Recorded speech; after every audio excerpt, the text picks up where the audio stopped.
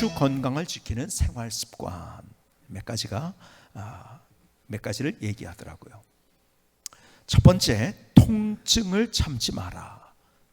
아프다는 것은 문제가 있는 거죠. 그렇죠? 그 문제가 있기 때문에 그걸 고치라고 우리에게 통증이 있는 거죠. 그래서 통증을 참지 마라. 두 번째, 바른 자세를 유지해라. 이 삐뚤어지면은 점점 더 악화가 되는 거예요. 삐뚤어지기 때문에 아프고 또 아프다고 또 더 삐뚤으면 더 아파지고 이렇게 되는 거죠. 삐뚤어지면 안 되죠. 세 번째, 운동을 꾸준히 해라. 아프다고 가만히 있으면 상태가 더 악화가 되기 때문에 운동을 꾸준히 해라. 특별히 바른 자세로 운동을 해라. 네 번째, 음주 흡연을 하지 마라.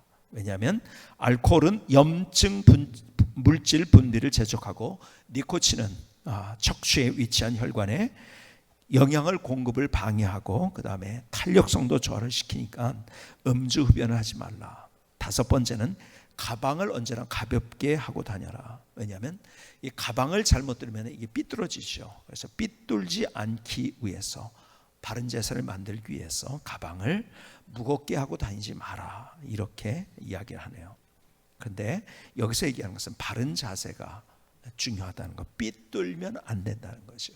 그러면 우리의 몸은 망가지게 되고 척추가 망가지면서 또 모든 것들이 망가지기 시작합니다. 그래서 바른 자세가 아름다운 거예요. 우리의 몸이 그럴 뿐만 아니라 우리의 마음과 우리의 삶도 그래요. 우리의 삶이 삐뚤어지면은 그건 불행한 삶이에요. 그렇죠? 생각이 삐뚤어지면. 근데 생각이 바르고 아름다우면은 정말 멋진 우리의 삶을 살아갈 수 있지 않겠습니까? 그래서 성경은 우리에게 뭐라고 말씀하냐면 이런 바른 자세로 그런 생각으로 삶으로 우리의 삶을 살아가면서 오늘 갈라디아서 5장 22절에 이렇게 말씀합니다. 오직 성령의 열매는 뭐라고요? 사랑과 희락과 화평과 오래 참음과 자비와 양성과 충성과 온유와 절제니 이 같은 것을 금지할 법이 없느니라. 자, 성령의 열매 몇 가지를 얘기했죠? 다 기억은 못해도 몇 가지인지는 그래도 제가 쭉쭉 했으니까요. 몇 가지요? 9가지를 얘기합니다. 얼마나 바른 아름다운 모습입니까 이것이, 그렇죠?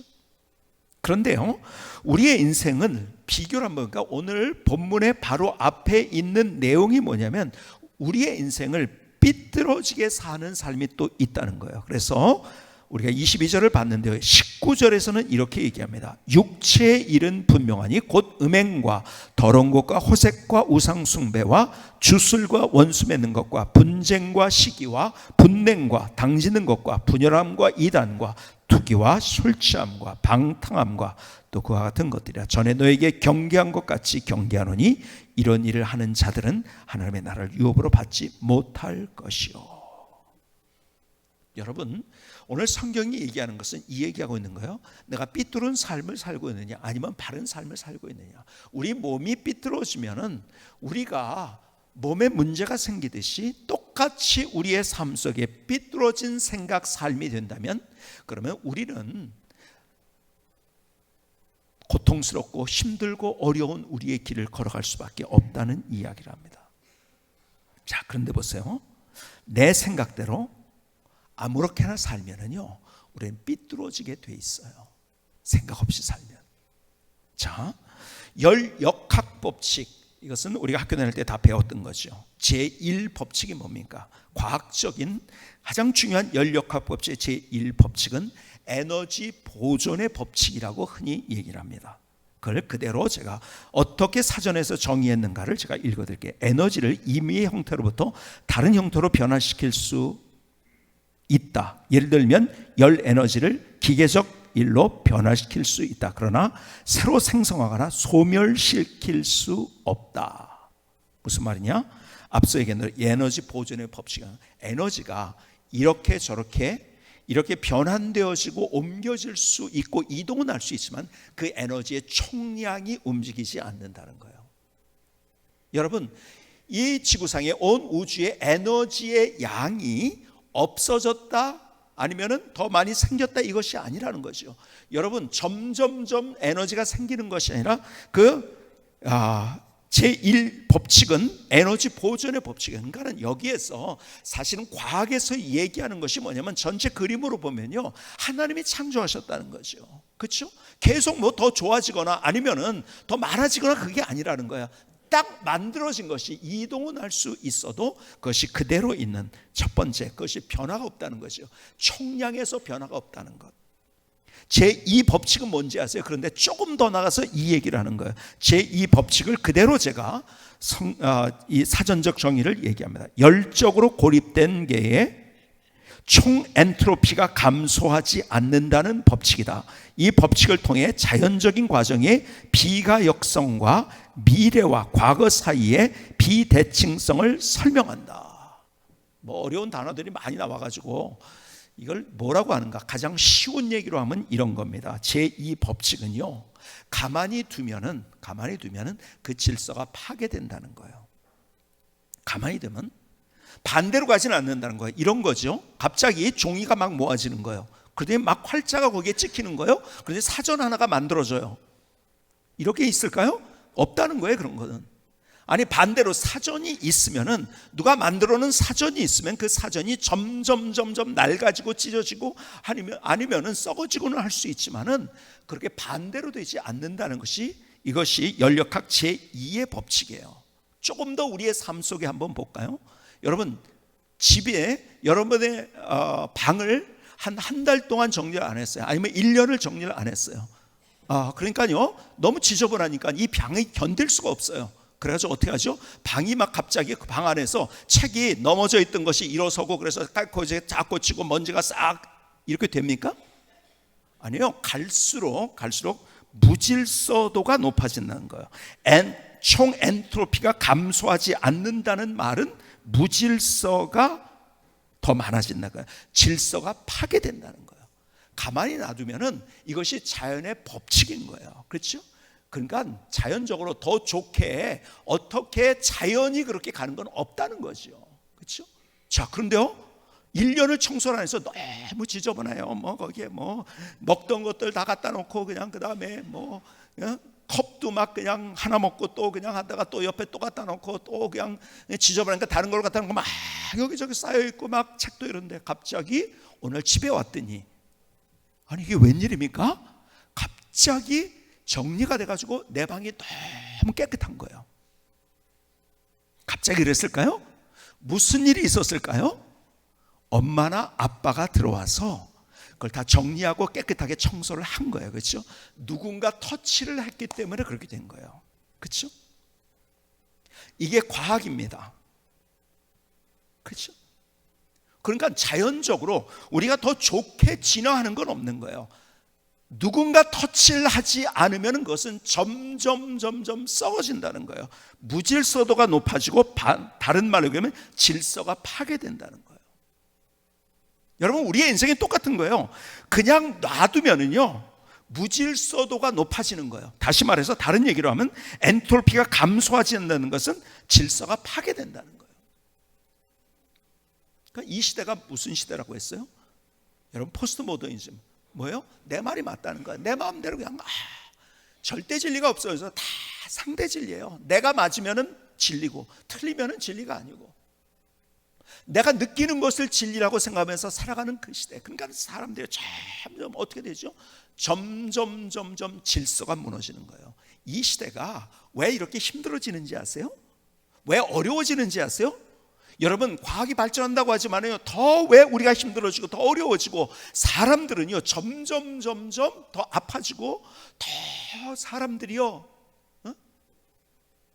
외로워지고 고독해지고 우울증에 걸리고, 옛날에 그렇게 없었던 폐쇄공포증에 그렇게 더 많이 걸리고요, 더 사람들이 점점 불행해져요. 왜? 질서가 무너지니까 그런 거예요. 무질서도가 더 증가를 하니까 그렇게 되는 거예요. 그래, 질서가 다 깨지잖아요. 예를 들어서 요즘에 제일 많이 깨지는 것 가운데 하나가 이 가정이 깨져요. 가정의 질서가 깨져버려요. 그러니까는 남녀의 관계가 깨져버리면 그건 아유 나 남자인데 남자끼리 그냥, 여러분 질서는 남자와 여자가 결혼하는 거예요. 근데 남자끼리 결혼하는데 여자끼리 결혼하는데요. 그리고 질서는 뭔지 아세요? 아이들을 잘 낳아서 생육하고 번성하는 건데요. 애들이 요즘은 소비재요. 저거 하면 소비에서 요즘 많이 따진 게 뭐죠? 가성비예요. 가성비. 야 이거 가성비로 이거 보니까는 애들 키우면은 내가 못 누려. 그 애들 안 낳고요. 여러분 질서가 파괴되기 때문에 지금 있죠. 10년, 20년, 30년 지나가면 점점 더 어려워지는 거예요. 여러분 그냥 놔두면은요, 그냥 놔두면은 무질서도가 증거한다는 거예요. 이게 자연의 법칙이에요. 그냥 놔두면은 질서가 파괴된다는 거예요. 세상은요 그래서 자꾸 이렇게 된다는 거죠. 오늘 본문의 마지막 절에 갈라디아서 5장 26절이 있어요. 갈라디아서 5장 26절에 이렇게 얘기합니다. 헛된 영광을 구하여 서로 노엽게 하거나 서로 투기하지 말지니라. 이 세상은 헛된 영광을 구한다는 거예요. 그러다 보니까요 네가 더 잘 됐어? 그러니까 거기에서 뭘 하냐면요, 투기한다는 것은 그 근원이 뭐냐면 열등감의 결과예요. 사람이 너무 열등감 가운데 있어요. 나도 모르게 가지고 있는 거, 네가 더 높아졌어? 그러면 어떻게든지 끌어내려야 돼요. 아니면 밟고 자기가 더 많이 올라가야 돼요. 이런 싸움들이 이 주변에서, 우리의 주변에서 얼마나 많이 일어나고 있는지. 그러면서 여러분 육체의 성령의 은사가 아니라, 이 세상에는 육체의 성령의 열매가 아니라 육체의 열매들이 점점 많아지고 있는, 죄의 열매들이 많아지는 시대를 우리가 살고. 왜요? 그냥 그렇게 가만히 있으니까요. 그래서 계속해서 앞서 얘기한 것처럼 음행과 더러운 것과 호색과 우상숭배와 주술과 원수 맺는 것과 분쟁과 시기와 분냉과 당짓는 것과 분열함과 투기와 술취함과 방탕함과 여러 가지 우리는 죄로 말미암아 무질서도가 높아져가는 그러한 삶. 근데 그 무질서도는 자연적으로 내가 어떻게 해서 되지 않고 누군가 그것을 터치해 주지 않으면 안 된다는 이야기를 하고 있는 거예요, 오늘 본문의 이야기가. 그래서 우리가 사실은요, 우리는 세상에 세뇌되어서 나도 모르게 그렇게 육체의 열매를 맺으면서 우리의 삶을 살아가고 있는데, 성령님께서 나를 터치해 주시고 내 안을 소재해 주시고 나의 모든 것들을 정리해 주시고 성령의 능력, 성령 충만한 삶을 살아갈 때 자연적으로 우리에게 오는 것이 뭐냐? 바로 성령의 열매라는 거예요, 오늘 본문에. 그래서 성경은 우리가 이 아름다운 열매들이 내가 이를 갈고 이를 악물고 해가지고서 얻을 수 있는 것이 아니라, 성령님께서 내 안에서 역사하실 때 나도요, 내 마음 나도 몰라요. 내 마음 화나는데 화 안 나겠다고 딱 하면 화가 안 납니까? 여러분, 나도 내 마음을 어떻게 못하는 나. 그래서 성령께서 우리 안에 들어오셔서 나를 다스리고 나를, 내 마음과 생각을 정리하시고, 그리고 내 안에 하나님의 것들로 채워주실 때 나는 나도 모르게 자연적으로 뭐예요? 그 열매들이 내 안에 나타난다는 거예요. 결국은요, 여러분, 예수님이 열매로 안다고 얘기를 했어요. 마태복음 7장 16절로 20절에 주님께서 이렇게 말씀하십니다. 그들의 열매로 그들을 알지니. 그들의 열매로 안다는 거예요. 가시나무에서 포도를 또는 엉겅퀴에서 무화과를 따겠느냐? 이와 같이 좋은 나무마다 아름다운 열매를 맺고 못된 나무가 나쁜 열매를 맺나니, 좋은 나무가 나쁜 열매를 맺을 수 없고 못된 나무가 아름다운 열매를 맺을 수 없느니라. 아름다운 열매를 맺지 아니하는 나무마다 찍혀 불에 던져지느니라. 20절, 이러므로 그들의 열매로 그들을 알리라.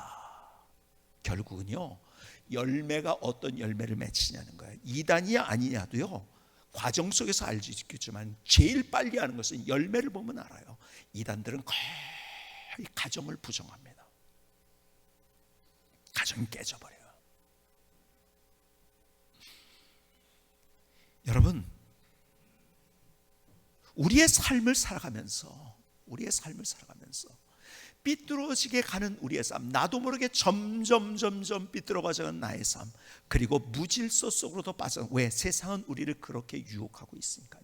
그렇기 때문에 네가 할 수 있는 것이 아니라 성령께서 할 수 있는 그 열매를 맺는 인생을 살아라. 여러분, 우리 안에 이 열매가 있어야 되는 거예요. 열매. 그래서 오늘 여러분과 함께 성령의 열매, 오늘 여기서 9가지를 얘기해요. 그렇죠? 9가지를 다 얘기하자면요, 여러분 오늘 집에 못 가고 밤을 새야 될지도 몰라요. 그래서 9가지를 가장 쉽게 어떻게 표현한 것이 좋을까를 제가 고민하면서 묵상하면서 기도하면서 그것을 한마디씩 여러분들에게 드리려고 해요. 첫 번째 뭐예요? 첫 번째가 뭐죠? 사랑. 뭐예요? 사랑. 저는 제가 계속해서 묵상하면서 이렇게 정의를 했어요. 오늘 본문에 있는 사랑은 부족해도 원수 같아도 품어주는 것. 부족해도 원수 같아도 품어주는 것. 이게 사랑이에요. 왜요? 하나님께서 우리를 그렇게 사랑하셨어요. 우리는 하나님을 떠났어요. 그렇죠? 배반했어요. 내 갈 길로 갔지만 그럼에도 불구하고 나를 품어주셨어요. 그게 사랑이에요. 목숨 걸고. 그렇죠? 여러분, 정말 그 사랑이 내 안에 있으면은요, 하나님의 사랑이 있으면 나도 그 사랑을 내가 나눌 수 있게 된다는 거예요. 그렇죠? 그래서 갈라디아서 5장 13절에 형제들아, 너희가 자유를 위하여 부르심을 입었으나 그러나 그 자유로 육체의 기회를 삼지 말고 오직 사랑으로 서로 종로를 달아.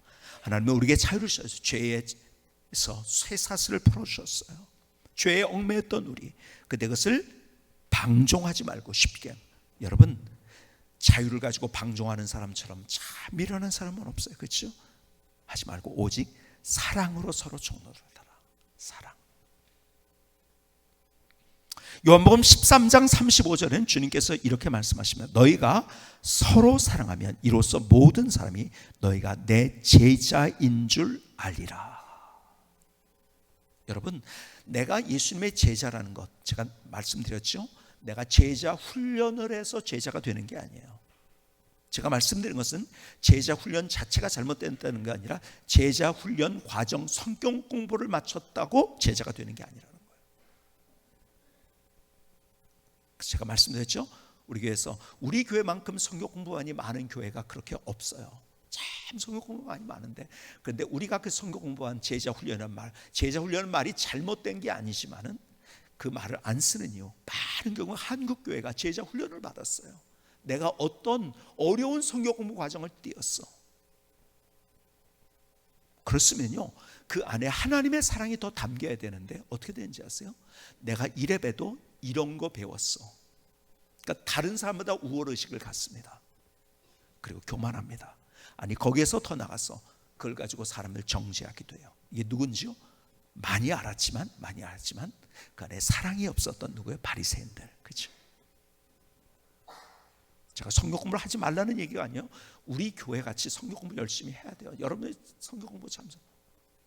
저희 교회는 성경 공부 그래서 이수하지 않으면은요, 우리는 뭐 중직 이런 것들이 되지도 않죠. 그렇죠? 성경 공부하는 건 너무 중요한 거예요. 근데 왜 하는지를 알아야 된다는 거죠. 하면 할수록 하나님의 사랑이 뭔지를 알고 내가 그렇게 바뀌어져야 된다는 거죠. 그래서 여러분들, 제자라는 것은 사랑이 없다면 제자 훈련 100번 1000번 해도 그건 제자가 아니라는 거예요. 예수님과 제자가 누구라고요? 예수님과 함께 먹고 마시고 자고 호흡하면서 예수님을 닮은 사람. 그렇죠? 예수님을 닮기 위해서 우리가 성경을 보는 거예요. 그렇죠? 바리새인처럼 되려고 보는 것이 아니고 우리 안에 사랑이 있어야죠. 정말 중요한 건 사랑. 두 번째, 사랑 다음에 뭐예요? 희락. 이것을 우리나라 말로는 기쁨입니다. 그렇죠? 기쁨이에요. 근데 이 기쁨은 어떤 기쁨을 얘기하는가? 상황을 초월한 기쁨을 얘기하는 거예요. 자, 사도 바울을 한번 볼까요? 여러분, 사도 바울의 삶에 그처럼 어려웠던 많은 일들 만났던 사람 없어요. 아마 그렇게 많이 만난 사람 없을 것 같아요. 죽을 고비도 여러 번 만나고요, 너무 많이 맞고요, 사람들에게 쫓겨다니기도 하고요, 죽이려고 달려드는 장면들 얼마나 많이 있었고요. 가는 데마다 그랬으니까요. 그렇죠? 그런데 빌립보서에서, 그건 감옥에서 쓴 빌립보서에서 얘기합니다. 기쁨을 얘기해요. 그리고 기뻐하라고 얘기합니다. 뭐예요? 여러분, 진짜 기쁨은요, 상황을 여러분, 내 앞에 뭐가 하나 얻었다고 기뻐하는 것, 그거는 진짜 기쁨이 아닌 거예요. 진짜 기쁨은 더 큰 것을 볼 줄 아는 눈이 있어서, 그 너머에 하나님의 영광이 있다는 것을. 여러분, 하나님 안에서 정말 상황을 초월한 기쁨, 이것이 진짜 기쁨인 거예요. 여러분, 우리의 환경에 우리가 매이거나 휩쓸리는 인생을 살아가면 그것처럼 불행한 건 없어요. 그것을 뛰어넘는 그 뒤에 있는 하나님의 영광을 볼 줄 알고, 그것 당장 그 앞에 있는 거 말고 그 더 큰 것을 볼 줄 아는 믿음이 있다고 한다면, 우리는 상황을 초월한 기쁨을 가질 수 있는 거죠. 화평은 뭔가? 멋지고 아름다운 관계입니다. 화평은 관계를 얘기하는 거예요. 멋지고 아름다운 관계. 근데 어떻게, 누구와? 첫 번째 하나님과의 관계, 화평을 얘기하는 거예요. 그것이. 그리고 사람과의 관계, 멋지고 아름다운 관계가 있는 상황, 이것이 화평인 거예요. 오래 참음, 그것은 기다릴 줄 아는 것입니다. 여러분, 기다릴 줄 알아야 돼요. 제가 늘 얘기하죠. 자녀들을 기를 때도 어떻게? 방목을 하라고 했잖아요. 기다려주면, 그러니까 내가요, 질질 그 개 목줄 끌듯이 그러면서 애들을 데리고 다녀요. 어릴 때부터 못하니까는 신발 다 신겨주고, 끈 매주고, 옷 입혀주고, 밥 먹여주고. 여러분, 안 먹어도요, 안 먹는다고 너무 그렇게 막 넣어주지 말아요. 그러면 계속 그렇게 누군가 해주지 않으면 못 사는 인생이 되는 거예요. 그냥 놔두세요. 배고프면 먹어요. 그냥. 왜 그러냐? 기다리지 못해서. 여러분, 기다릴 줄 아는 거예요. 그러니까 모든 관계 속에서, 모든 일들 속에서 우리가 조금 더 기다릴 줄 아는 것, 상황도 그런 거야, 인간관계도 그런 거야. 기다릴 줄 아는 것, 이것이 오래 참음이에요. 다섯 번째, 자비는 친절을 의미합니다. 더 정확한 표현은 친절을 의미하는 거예요. 태도에 있어서. 여러분, 우리가 정말 예수 믿는 사람이라고 한다면요, 우리 안에 뭐가 있어야 되는지 아세요? 친절이 있어야 되는 거예요. 그러니까 다른 사람을 향해서, 제가요 요즘 김영석 교수의 책을 나오는 것마다 다 읽는데요, 100세가 넘었잖아요. 그렇죠? 만으로 100세가 넘었는데 이분이요, 대단한 분이죠. 정말 멋진 크리스찬이고요. 90세가 넘어서 더 인기예요. 그의 지론이 뭔지 아세요? 책을 읽다 보면 그가 인생은 몇 세부터?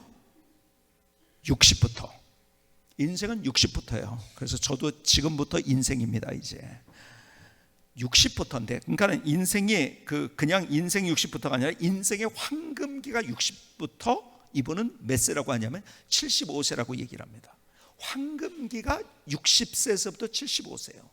근데 요즘 계속 제가 읽다 보니까요, 이분의 인터뷰도 제가 다 들어보고, 그 다음에 이분에 관한 것들을 책을 다 읽어보니까 조금 늘어났더라고. 어디선 80이라고 얘기를 하더라고요. 인생의 황금기를 60에서 80이래요. 그러니까 여러분, 40이다 30이다 50이다 아직 황금기는 오지 않았습니다. 그러니까 뭐 절망할 필요 없어요.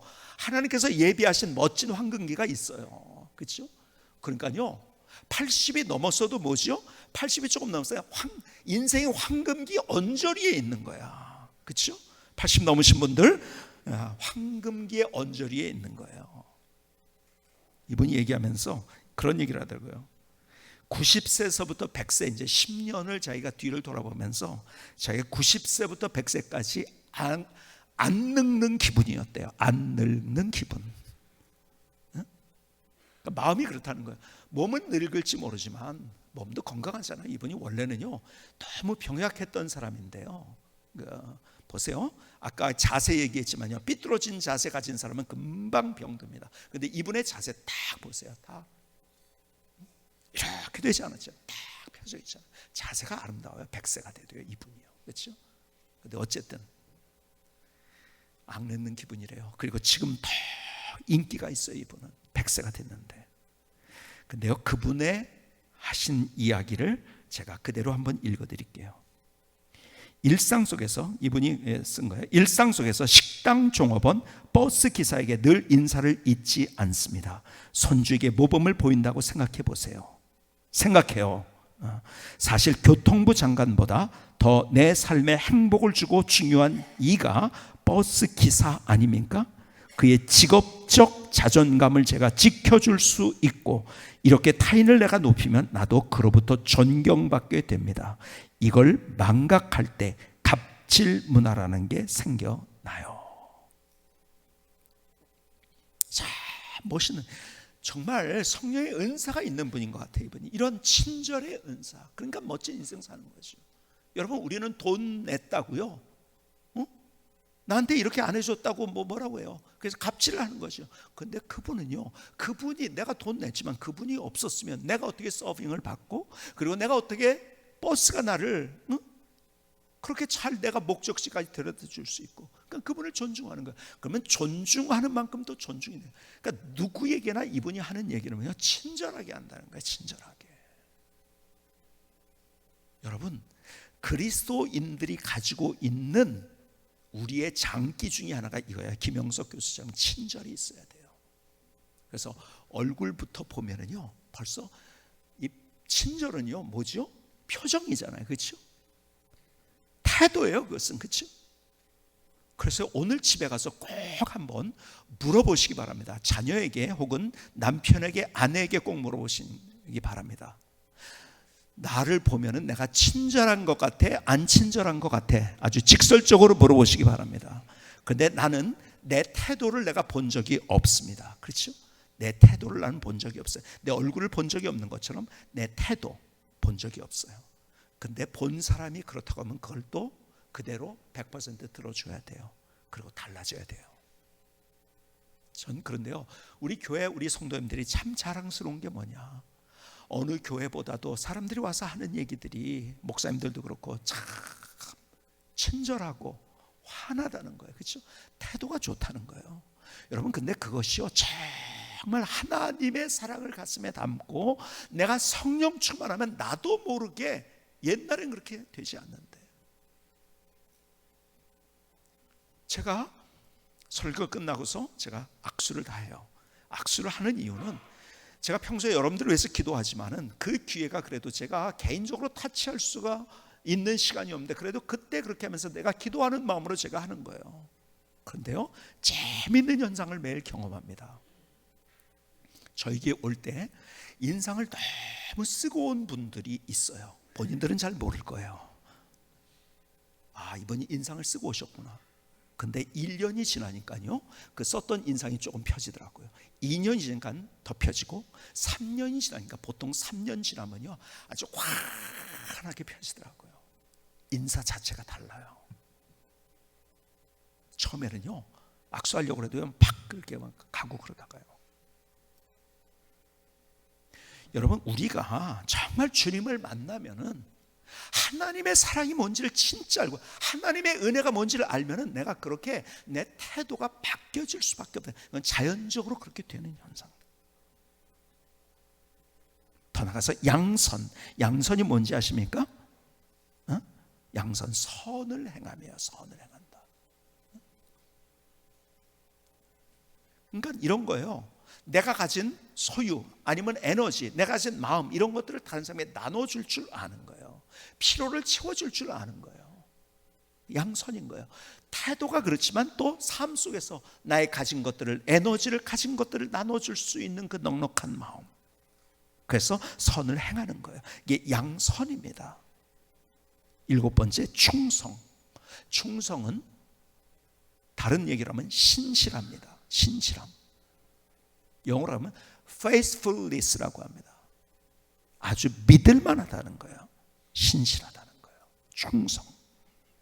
8번째, 온유. 온유는 뭐죠? 부드러움입니다. 하나님은 부드러움의 하나님이라고 말씀드렸어요. 그렇죠? 부드러움. 9번째, 절제. 절제는 자제할 줄 안다는 거예요. 다른 얘기로 하면 적극적인 표현으로 이런 거예요. 절제는요, 감정을 따라가지 않고 본능을 따라가지 않는 거예요. 절제할 줄 아는 것은. 그러니까 막 화나면 화난 대로 하잖아요. 그렇죠? 그 절제하지 못하는 거예요. 그렇죠? 그렇죠? 감정 따라가지 않고 본능 따라가지 않는 건데, 더 적극적으로 얘기하자면 이런 거예요. 감정과 본능을 따라가지 아니하고 꿈과 사명을 따라가는 것. 더 적극적으로 얘기하면 이게 뭐예요? 이게 절제인 거예요. 여러분, 꿈과 사명이 있으면 절제할 줄 압니다. 아이들이요, 제가 요즘 그런 얘기를 합니다. 학생들 여기 뭐 캄보디아 선교 간다고 하는데, 여러분 아이들이요 학원보다 거기 보내세요. 그 학원 빠진다고 거기를 못 보낸 분들이 많아요. 그런데 선교에 가보면은요, 가다가 내가 얼마나 좋은 환경 속에 있구나, 그리고 내가 어떻게 살아야 있구나, 애들이요 그거를 철이 드는 거예요 거기서. 그러니까 선교 갔다 와서 열심히 공부하는 애들은 많아요. 제가 많이 봤어요 그런 애들을. 그래서 내년도에도 제가 우리 교육부서에서 좀 선교들 좀 많이 갔으면 좋겠다, 애들이 좀 그런 거 많이 체험했으면 좋겠다, 제가 그런 얘기를 했어요. 바뀌는 거예요. 그러니까 꿈이 있으니까요 애들이 절제할 줄 아는 거죠. 그럼 공부를 하더라고요. 옛날에는요 그 꿈이 없으니까 절제가 안 돼요. 그렇죠? 어떻게 합니까? 그냥 검토에 빠지고 뭐 어쩌고 저쩌고 막 그런 애들이요, 꿈이 딱 생기니까 꿈을 따라가니까요 그런 모든 것들이 다 뒤로 되는 거예요. 절제가 되는 거죠. 그렇죠? 여러분, 그러니까 절제라는 것은요 감정 따라가지 않고 본능 따라가지 않고 꿈과 사명을 따라가는 거예요. 이게 절제인 거예요.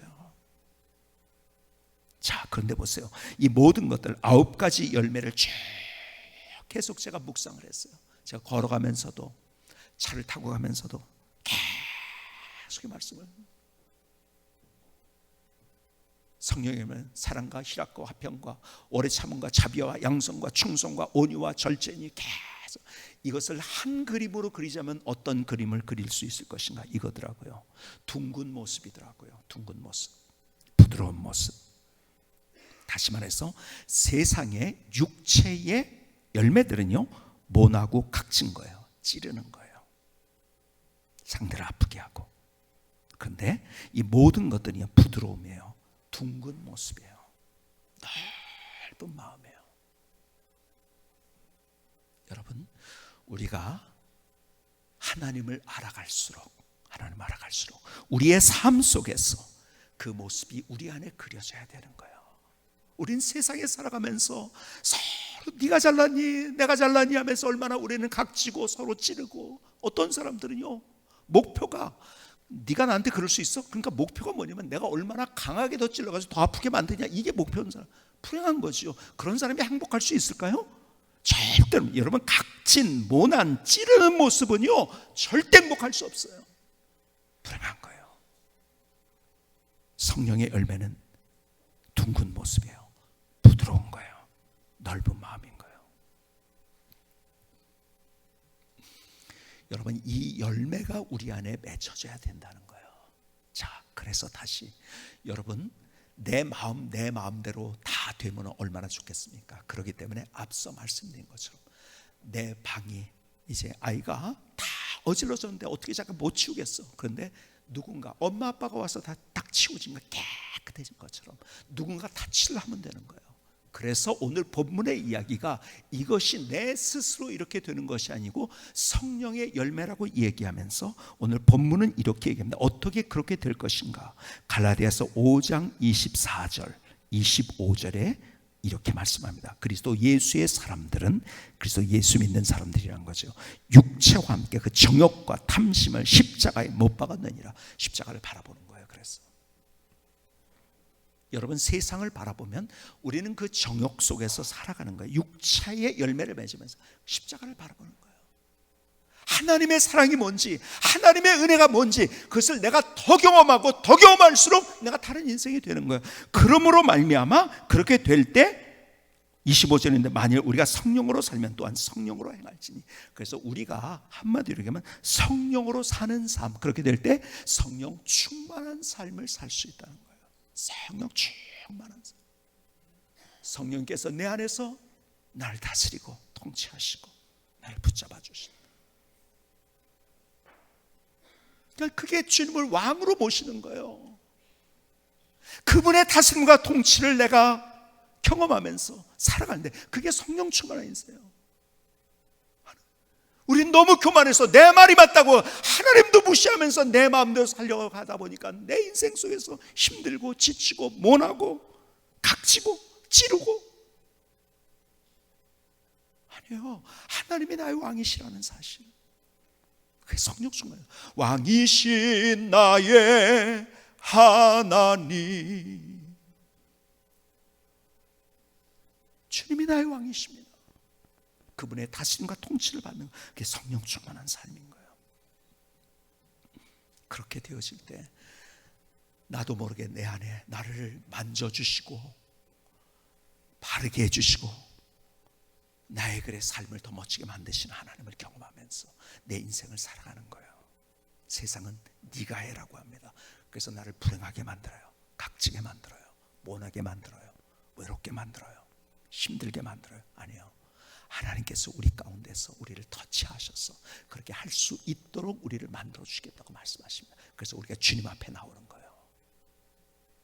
성령 충만해서 성령님의 다스림과 통치를 경험하면서 그 아름다운 열매를 맺으며 삶이 감사요 노래요 기쁨으로 세우시는 그 귀한 열매를 맺으면서 주변에 있는 사람에게 영향을 주면서 살아가는 멋진 삶, 이것이 저의 삶이 되고 우리 모두의 삶이 될 수 있기를 주님의 이름으로 축복합니다. 김승규 선교사님의 찬양을 들으시겠습니다.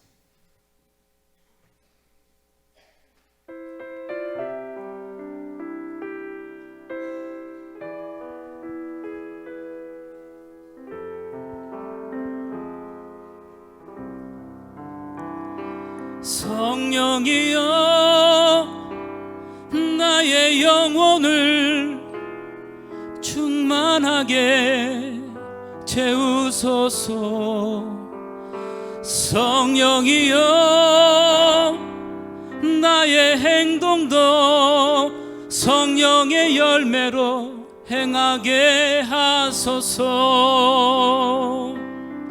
사랑과 희락 화평 오래 참음과 자비 양선과 충성 온유와 절제니 성령이여 날마다 감사하며 성령의 열매로 살아가게 하소서. 성령이여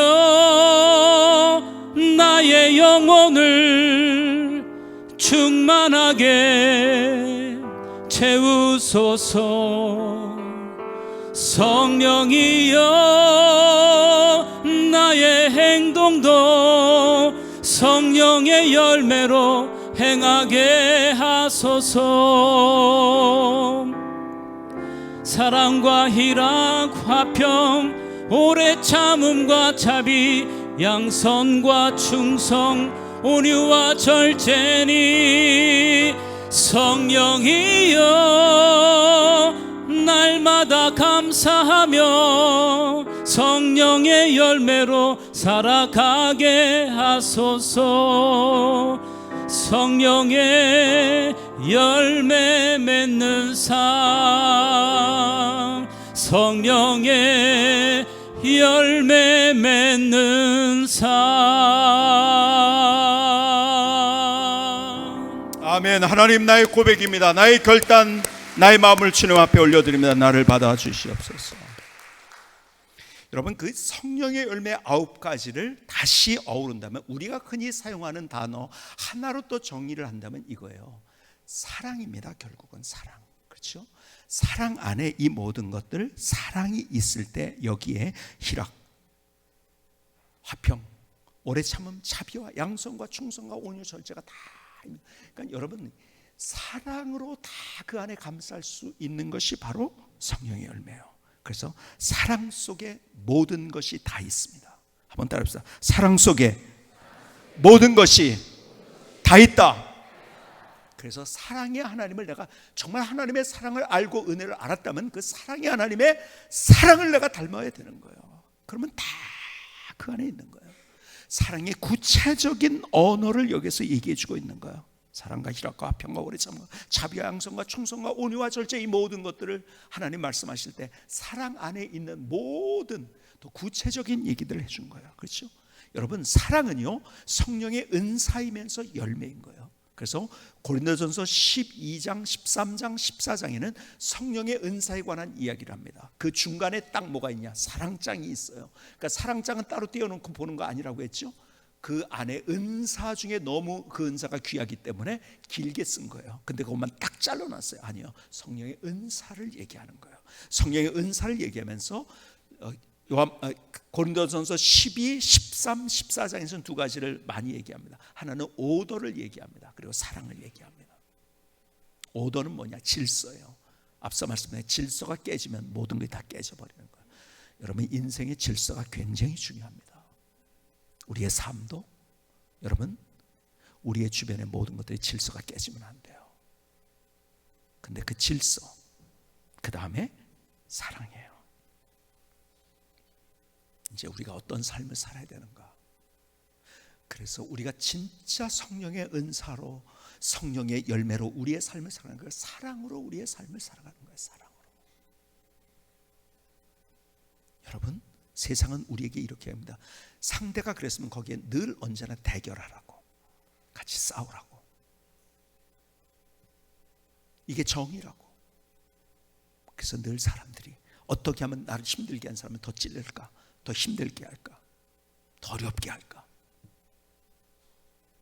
그런 인생이 행복하다는 이야기를 들어본 적은 없습니다.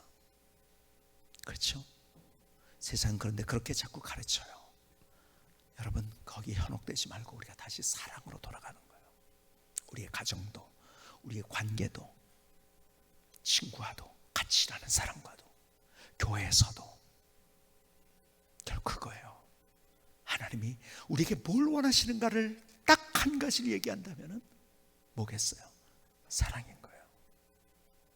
오늘 다시 그 사랑이, 오늘 구체적으로 우리에게 말씀한 것처럼 막연한 사랑이 아니라 구체적인 사랑. 내가 누구에게 어떻게, 오늘 주님께서 내게 주시는 그 음성을 들을 수 있는 귀한 시간 될 수 있기를 주님의 이름으로 축복합니다. 기도하시겠습니다. 조용하지만 뜨거운 기도를 주님 앞에 계속 드리십시다. 막연한 기도가 아니라 구체적인 우리의 기도를 주님 앞에